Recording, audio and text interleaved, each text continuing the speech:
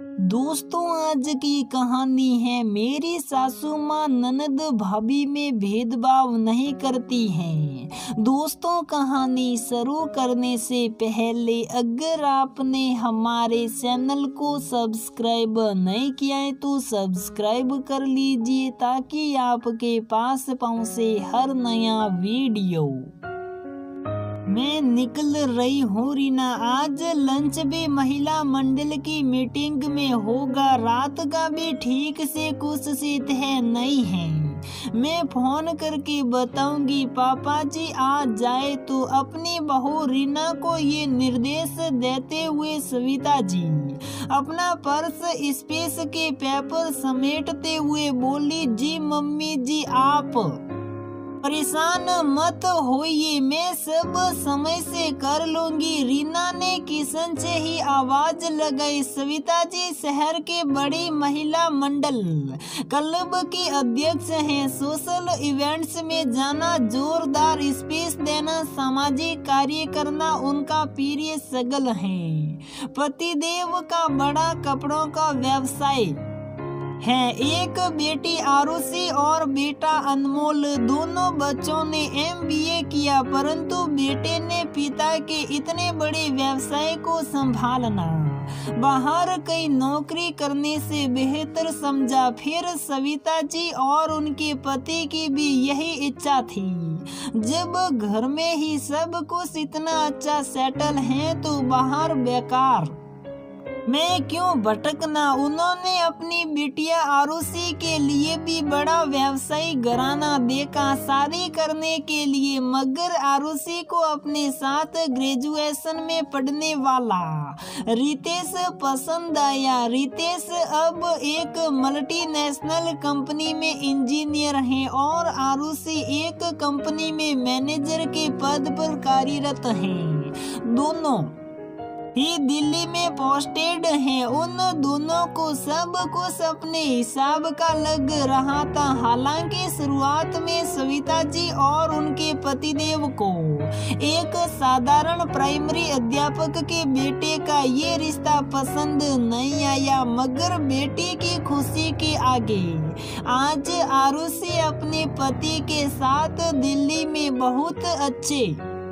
से सेटल हैं और सविता जी संतुष्ट। यूं भी सविता जी के पतिदेव अपने बिजनेस की व्यस्तता छोड़कर घर मामलों से कम ही मतलब रखते थे, तो सविता जी को ऐसे ही एक समाज सेवा के अवसर पर रीना दिखाई थी। गरीब विधवा माँ ने 2 बेटियों को बड़े संघर्ष से पढ़ा लिखा कर बड़ा किया था। समाज के होनहार बच्चों को पुरस्कार वितरित करने गई थी और MBA की टॉपर रीना पुरस्कार देते देते पसंद आ गई। हालांकि उन्होंने बेटे अनमोल से पूछा कि उसे कहीं कोई उसके सहमति के साथ रीना के घर पूरी ठसक के साथ रिश्ता लेकर पहुंची। गरीब माँ की आंखों से तो खुशी और अविश्वास के आंसू झरझर बह निकले। शादी हुई, समाचार पत्रों में छपा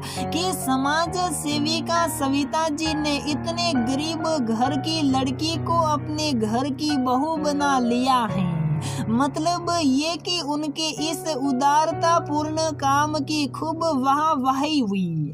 अरे साहती तो किसी बड़े घर की लड़की ले आती, मगर और सविता जी ने ये घाटे का सौदा आखिर किया क्यों। अरे भाई, घाटे का कहाँ, जो कहती हैं बहू भाग कर पूरा करती हैं, पूरा घर संभालती हैं। अब नौकर चाकरों पर निर्भरता कम हो गई, एहसास के बोझ तले दबे रहती हैं, कभी जबान नहीं खोलती। जो सबके खाने के बाद बचता है सूप साप खा लेती हैं और उसके सारे जेवर जो उन्होंने समाज को दिखाने के लिए दिए थे शादी के बाद ही ले लिए और कहा हम समाज सेवा से जुड़े लोग को साधारण रूप से ही रहना चाहिए। रीना कभी कुछ नहीं कहती, कुछ नहीं पूछती। सविता जी को सुंदर सुंदर हीरे के गहने पहनते देखती तो अपनी कसक को मन में ही दबाकर रह जाती। लो बताओ, कहीं और शादी करती तो ऐसी ऑल इन वन बहू मिलती क्या? सविता जी तो बहू रीना से बड़े प्रेम से बातें करती, साथ बैठाकर बिटिया की पिक्स दिखाती। देखो जरा आरुषि को, कितनी प्यारी लग रही है ना। और रीना अपनी ननद रानी की इतने डिजाइनर छोटे छोटे कपड़ों में सोशल मीडिया में डाली फोटो देखकर आश्चर्यचकित रह जाती। उसके तो बचपन से ही पिता नहीं थे, इस तरह रहना कभी आया ही नहीं। बस 2 सूट को ही धोते पहनते पूरा कॉलेज निपट गया। आज इतने बड़े घर में शादी हो गई है, उसका भी जी चाहता था मम्मी जी मुझे भी कुछ अच्छे अच्छे ने डिजाइनर के कपड़े दिला देती, मगर मम्मी जी की सख्त हिदायत है कि घर में कायदे से पिन अप करके साड़ी पहनकर रहना है। घर में 10 लोगों का आना जाना लगा रहता है, आखिर उनकी भी समाज में कुछ इज्जत है। और अनमोल ने भी कह दिया घर में वैसा ही होगा जैसा मम्मी चाहेगी।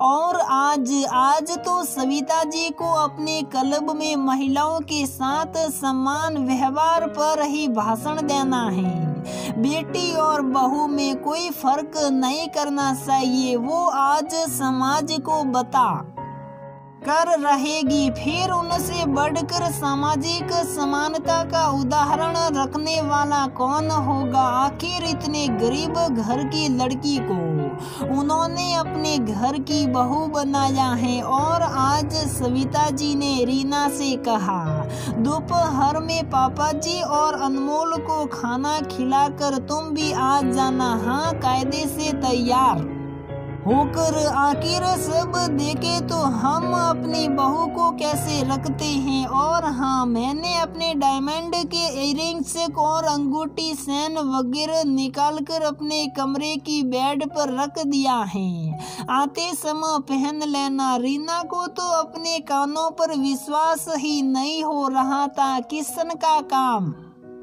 लगभग पूरा हो गया था। रीना ने सविता जी के निकलने के बाद घर में ताला लगाया और फटाफट बाजार को निकल गई।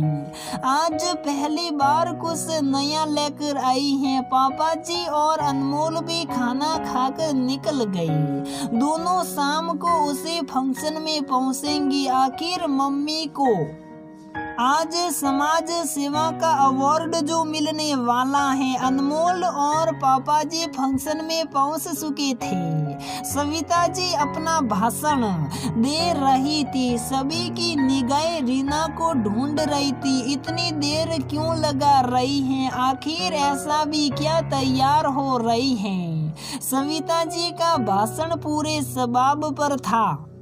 हम उन लोगों में से नहीं हैं जो बहू और बेटी में अंतर करते हैं। अचानक उनके शब्द गले में ही अटक गई। आंखें फटी की फटी रह गई। हमेशा सिर पर पल्लू रखने वाली रीना हॉल के मुख्य द्वार से प्रवेश कर रही थी। Dark blue jeans, yellow designer top, खुले लंबे बाल, सलीके से तैयार मैचिंग आर्टिफिशियल ज्वेलरी, मतलब कि पूरा हॉल सांस रोक कर उसे ही देख रहा था। सभी क्लब के सदस्य आंटियों ने सविता जी को जी भर के बधाई दी।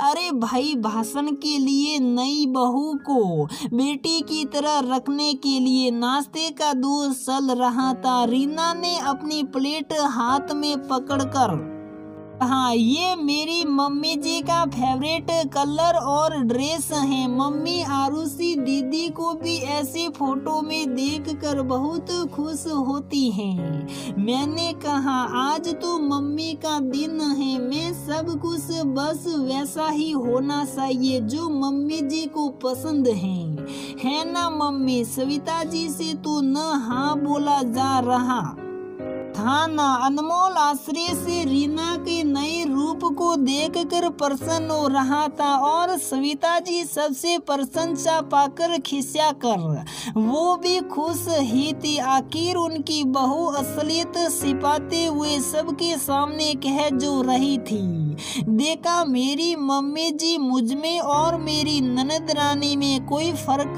नहीं करती। तो दोस्तों हमारी ये कहानी यहीं पर समाप्त होती है। अगर आपको हमारी ये कहानी पसंद आती है तो प्लीज वीडियो को लाइक करें, शेयर करें और हमारे चैनल को सब्सक्राइब जरूर करें।